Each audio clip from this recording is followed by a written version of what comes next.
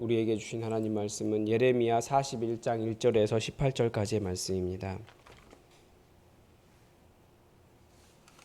예레미야 41장 1절에서 18절까지입니다. 우리 하나님의 말씀을 다 함께 받들어 읽겠습니다. 일곱째 달에 왕의 종친 엘리사마의 손자요 느다냐의 아들로서 왕의 장관인 이스마엘이 10사람과 함께 미스바로 가서 아히감의 아들 그다랴에게 이르러 미스바에서 함께 떡을 먹다가 느다냐의 아들 이스마엘과 그와 함께 있던 10사람이 일어나서 바벨론의 왕의 그 땅을 위임했던 사반의 손자 아히감의 아들 그다랴를 칼로 죽였고 이스마엘이 또 미스바에서 그다랴와 함께 있던 모든 유다 사람과 거기에 있는 갈대아 군사를 죽였더라. 그가 느다랴를 죽인 지 이틀이 되었어도 이를 아는 사람이 없었더라. 그때 사람 80명이 자기들의 수염을 깎고 옷을 찢고 몸에 상처를 내고 손에 소재물과 유향을 가지고 세겜과 실로와 사마리아로부터 와서 여호와의 성전으로 나아가려 한지라. 느다냐의 아들 이스마엘이 그들을 영접하러 미스바에서 나와 울면서 가다가 그들을 만나 아히감의 아들 그다랴에게로 가자 하더라. 그들이 성읍 중앙에 이를 때에 느다냐의 아들 이스마엘이 자기와 함께 있던 사람들과 더불어 그들을 죽여 구덩이 가운데에 던지니라.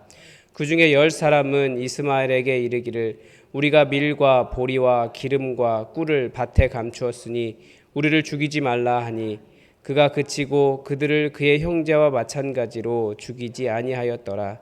이스마엘이 그다랴에게 속한 사람들을 죽이고 그 시체를 던진 구덩이는 아사 왕이 이스라엘의 바사 왕을 두려워하여 팠던 것이라. 느다냐의 아들 이스마엘이 그 쳐 죽인 사람들의 시체를 거기에 채우고 미스바에 남아있는 왕의 딸들과 모든 백성 곧 사령관 느부사라단이 아히감의 아들 그다랴에게 위임하였던 바 미스바에 남아있는 모든 백성을 이스마엘이 사로잡되 곧 느다냐의 아들 이스마엘이 그들을 사로잡고 암몬 자손에게로 가려고 떠나니라. 가레야의 아들 요하난과 그와 함께 있는 모든 군 지휘관이 느다냐의 아들 이스마엘이 행한 모든 악을 듣고 모든 사람을 데리고 느다냐의 아들 이스마엘과 싸우러 가다가 기브온 큰 물가에서 그를 만나매 이스마엘과 함께 있던 모든 백성이 가레야의 아들 요하난과 그와 함께 있던 모든 군 지휘관을 보고 기뻐한지라. 이에 미스바에서 이스마엘이 사로잡은 그 모든 백성이 돌이켜 가레야의 아들 요하난에게로 돌아가니 느다냐의 아들 이스마엘이 8사람과 함께 요하난을 피하여 암몬 자손에게로 가니라.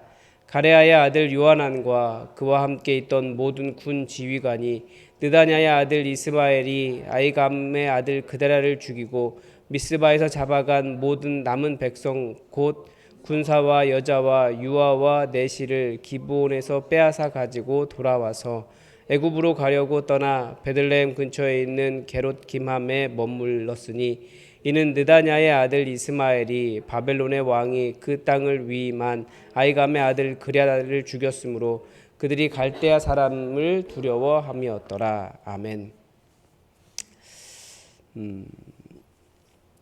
사람들은 예루살렘 성의 붕괴와 함께 이스라엘 역사가 다 끝났다고 생각합니다. 그런데 예레미야서는 예루살렘 성의 함락 이후에 그 땅에서 어떤 일이 일어난지를 계속해서 보여줍니다. 왜냐하면 하나님은 원래 그 무너진 이스라엘 땅에서 새로운 이스라엘을 다시 시작하려고 하셨기 때문입니다. 비록 빈민이었어도 살 곳이 무너졌어도 지도층이 사라졌어도 하나님은 하나님의 일을 그들과 함께 다시 하고 싶으셨던 것 같아요. 그런데 그런 하나님의 일이 좌절되는 일을 우리가 보게 됩니다. 그러니까 어떻게 보면 새로운 희망의 싹이 꺾이는 거예요. 왜 그렇습니까? 한 사람, 이스마엘이라고 하는 어떤 한 사람이 나타나면서 모든 걸 다 꺾어버린 거예요. 하나님의 일을 가로막는 그런 일이 많은 사람, 나중에 보면 결국은 10명, 8명 함께한 그 사람밖에 되지 않아요. 그런데 하나님께서 계획하셨던 예루살렘 성을 무너뜨리시면서까지, 당신의 이름이 있는 성전을 무너뜨리시면서까지 새롭게 시작하려고 하셨던 일들을 다 꺾어버립니다. 그 사람들이 하나님의 일을 가로막는 거예요. 꼭 그 이스마엘이 아니어도 그럴 거예요. 누가 나타나든지 어떤 이런 사람들은 꼭 있기 때문에 하나님의 일은 계속해서 그렇게 무너져 갑니다. 그래서 이스마엘을 보면서 인간의 무엇이 하나님의 일을 가로막는지 우리는 알 수 있습니다. 먼저 이것을 이스마엘의 편견이라고 할까요? 이스마엘의 교만이라고 할까요? 이런 게 있습니다. 본문이 시작하면서 이스마엘을 소개할 때 그가 왕의 장관이었고 왕의 종친 엘리사마의 손자였다고 가르쳐 줍니다. 그러니까 이스마엘은 다윗 가문 혈통 자체가 다른 사람인 거죠. 그런데 이스마엘이 그다랴와 함께 떡을 먹다가 그를 암살했습니다. 그리고 뿐만 아니라 거기에 함께 있던 유다 사람과 갈대아 군사들도 죽였습니다. 함께 한 사람이 한 10명 정도 있는 것 같아요. 이들이 이렇게 할 수 있었던 이유가 무엇입니까? 일단 성경이 명확하게 말하진 않지만 어제 본문을 통해서 볼 때는 그 남아있는 유다 사람들을 노예로 사용하려고 했는지 어쩐지 모르겠지만 그 이스라엘 땅을 차지하려고 하는 암몬의 계략이었고, 또 하나는 오늘 본문이 이스마엘이 왕의 종친이었다라고 알려주는 대로 그다랴가 무슨 왕족이냐, 이스라엘의 지도자는 다윗 가문 왕족이 되어야 한다라고 하는 편견 때문이라고 볼 수 있습니다. 그러나 새 포도주는 새 부대에 담을 필요가 있었던 거죠. 새 포도주를 새 부대에 담기 위해 헌부대에 있는 시드기야와 고관들을 그 땅에서 제거하신 것인데, 다시 헌부대가 나타나서 무조건 이스라엘은 이 다윗 가문이 담아야 된다. 하나님의 뜻을 잘 이해하지 못한 겁니다. 그러니까 이 말을 다른 말로 하면 다 그냥 그런 것 같아요. 하던 대로 하자라고 하는 주장과 똑같은 거예요. 또 하나는 교만이기 때문에 나만이 가능해라고 말하는 거예요. 물론 기존의 체제가 하던 대로 하던 데는 이유가 있습니다. 좋은 게 많아요. 그런데 제가 그 교단을 벗어나서 독립교단에 와서 느끼는 점이 많이 있습니다. 이 성도들이 기존의 시스템에 익숙해 있기 때문에 새로운 것을 독립교단에 왔기 때문에 새로운 것을 받아들일 줄 알았지만 새로운 것을 거부를 많이 한다라는 거예요. 저도 마찬가지고요. 우리는 기존에 하던 대로 익숙해요. 그런데 새로운 것이라고 해도 시간이 지나서 거기에 익숙해지면 또 언제 그랬냐는 듯이 아무런 문제가 발생하지 않습니다. 처음에 왔을 때는 문제가 되지만. 그래서 기존의 것이 좋다, 나쁘다를 판단할 수 없는 것 같아요. 때로는 우리는 지금까지 그렇게 생각해왔고 그렇게 해왔습니다 라고 하는 이유로 그대로 하지 않으면 틀렸다, 잘못되었다 라고 말씀하시는 경우들도 보게 됩니다. 그런데 맞고 틀리고는 별로 없더라고요. 결국은 적응하느냐, 그 문제더라고요.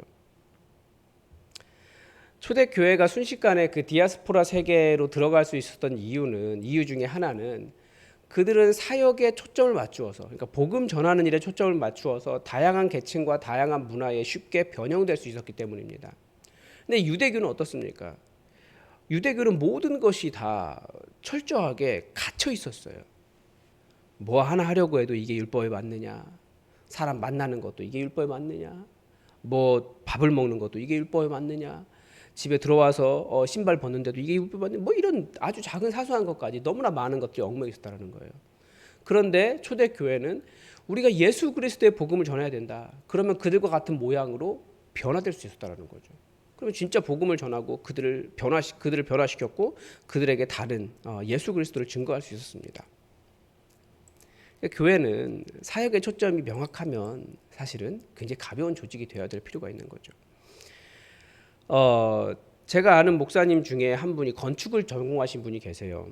건축을 하신 분들이 디자인에 굉장히 예민합니다. 선 하나, 선 방향, 길이, 두께 뭐 굉장히 예민하더라고요. 그분이 처음에 담임 목회를 나갔는데 그 기존의 주보에 이렇게 선들과 글자 배치를 보니까 별로 마음에 안 들었어요. 그래서 선을 조금 다르게 그었는데 그거 바꿨다고 교회에서 쫓겨날 뻔했습니다. 교회는 이게 맞다라고, 이게 익숙하다라고 생각하면 그게 꼭 그렇게 하지 않으면 틀린 거다, 막 그 목사님을 쫓아내려고 하더라고요. 그래서 그 목사님이 거의 일주일에 한 1mm씩 그 선을 움직였습니다. 다르게 하고. 그래서 결국 원하는 위치와 길이에 도달했는데 몇 주에 걸쳐서 누구도 뭐라고 하는 분이 아무도 안 계셨답니다. 그러니까 어떤 의미인지 아시겠죠? 사람들이 꼭 그렇게 되어야만 합니다라고 고집 부리는 것이 그게 그렇게 중요한 문제가 아닐 수 있다는 거예요. 그저 그것은 교회를 무겁게 만드는 것이고 복음이라고 하는 본질보다 다른 것을 더 고집하는 중요하다고 다른 것이 더 중요하다고 고집 부리는 것밖에 되지 않는다는 겁니다. 또 때로는 뭐라고 할까요? 이건 내 거야라고 쥐고 있는 것과 똑같은 거예요. 그래서 우리가 생각하는 이것이 옳다라고 생각하는 것 죄가 아니라면 우리는 하나님은 굉장히 다양하시고 무한하시고 풍성하신 분이에요. 나의 편견과 나의 교만은 모든 것이 자유로우신 하나님을 내가 생각하는 하나의 방식으로만 우겨 넣고 옳다라고 고집하는 그것밖에 되지 않습니다. 그러니까 우리가 내가 옳다라고 생각하는 거 사실은 한번 잘 돌아봐야 돼요. 그리고 기존에 해온 것이 꼭 그대로만 되어야 된다라고 말할 필요도 없다라는 것을 좀 생각할 필요가 있습니다. 그리고 그 새로운 이스라엘을 가로막은 그 이스마엘의 그 탐욕이 가로막는 데는 이스마엘의 탐욕이 작용했다는 것도 볼 수 있습니다. 그러니까 이틀이 지나도 그다라가 죽은지 아무도 몰랐습니다. 그다라의 죽음이 알려지지 않았을 때 북이스라엘에서 사람들이 수염을 깎고 옷을 찢고 몸에 상처를 내고 소재물과 유약을 가지고 예루살렘 성전을 향해서 오고 있었습니다. 지역적으로는 북이스라엘 지역이었지만 그들이 얼마나 하나님을 경외하고 하나님의 성전을 사모했는지 잘 알 수 있습니다. 성전이 무너졌다는 소식을 듣고 그러니까 울면서 상처내면서 하나님께 예배하기 위해서 이들이 가고 있는 거예요.